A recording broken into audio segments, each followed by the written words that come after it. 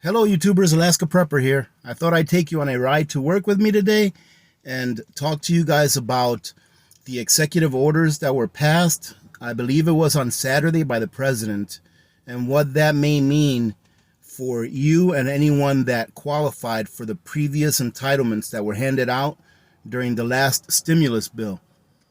Putting this first, ladies and gentlemen, I want to tell you that this is not a political video. If you've been with me long enough, you'll know that I am apolitical. Do those three executive orders that were passed, do they mean that people are not going to get their stimulus checks that the House was working on trying to pass a bill to grant that to the American people? Obviously, ladies and gentlemen, I don't know. I don't know if that's going to happen. I believe that's part of the stimulus bill that is stuck at the House that they cannot agree on. So as far as that goes, I was personally hoping that it would go out for a couple of reasons. Because in my opinion, it doesn't matter what we do anymore. The system is broken. It's never going to be fixed unless it's reset in one way or another. But for the second reason and more important reason, I wanted people to get that $1,200 so that they can use it to prep for the times that are coming ahead. All right, because if the system is broken anyways and it can't be fixed, might as well finish breaking it by trying to get the people some assistance so that they can at least prepare and continue to live. So I was reading an article, I believe it was off of Forbes, that tried to explain the executive orders that were signed here this last weekend.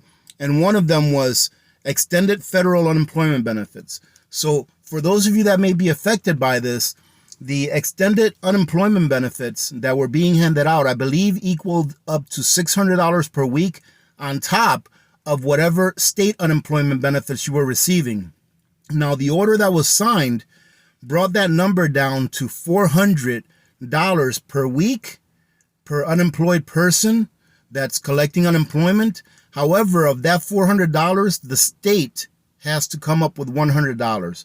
So the federal government is putting in $300 and the state is supposed to add the other $100 to make it $400.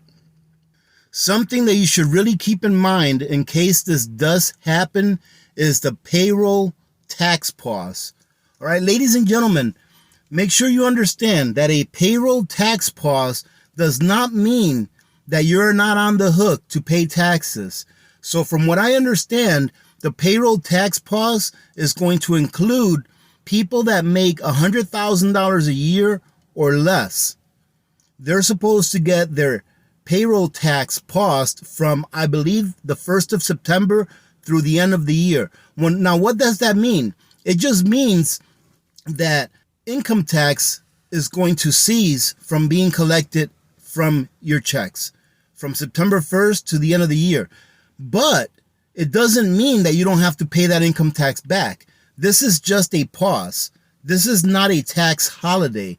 It is just a payroll tax pause. Another part of it is the suspended interest on federal student loans and payments through the end of the year, meaning that if you owe money on student loans, the interest will stop to accrue on your loan and you don't have to make any payments through the end of the year.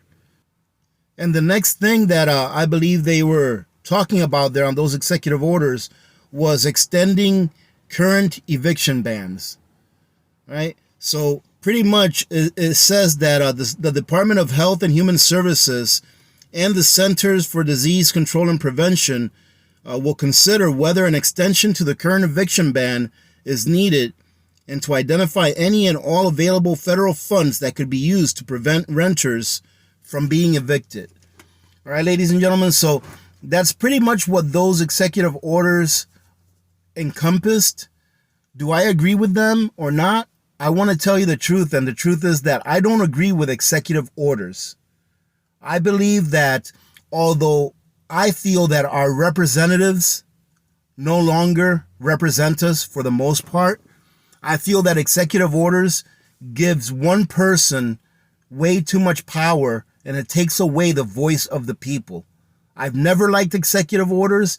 The only executive order that I think I would ever like is an executive order abolishing all taxes of any kind, all right, for the people.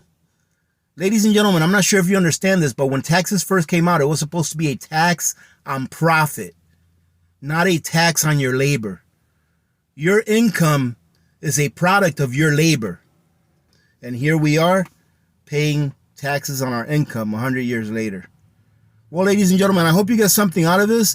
If you do get a stimulus check and we end up getting a stimulus check, just remember, put a little bit of that money aside, ladies and gentlemen, to make sure that you're looking toward the future and preparing for what may happen. All right, ladies and gentlemen, as far as I'm concerned, it's not a matter of if, but a matter of when we have a major food shortage crisis in this country and the world. So me personally, I'm stocking it up to the rafters because I feel that the next several years will be extremely challenging, not only for us as a country, but for the world as a whole. Having said that, ladies and gentlemen, I hope that you guys have a great day today. Thank you very much for all your support, ladies and gentlemen. If you didn't watch yesterday's video, go ahead and take a look at it. I went ahead and announced our next charity that's going to be doled out probably late September or so. All right, so take a look at that. It's a great charity to be giving to, and I think that a lot of people that are in harm's way will benefit from it. All right, having said that, remember to be good to each other. When good people do good things happen. Remember to reach one, teach one, and repeat. If we all did this, the world would be a better place, and you know that it will be a better place. Many blessings to every one of you and your families. This is Alaska Prepper, and I'm out.